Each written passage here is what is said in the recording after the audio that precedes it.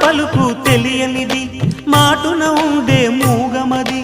కమ్మని తలపుల కావ్యమయే కవితలు రాసే మౌనమది రాగల రోజుల ఊహలకి స్వాగతమిచ్చే రాగమది శృతిలయలరగని ఊపిరికి స్వరములు కూర్చే గానమది ఋతువుల రంగులు మార్చేది కల్పన కలిగిన మది భావం బ్రతుకును పాటగా మలిచేది మనసున కదిలిన మృదునాదం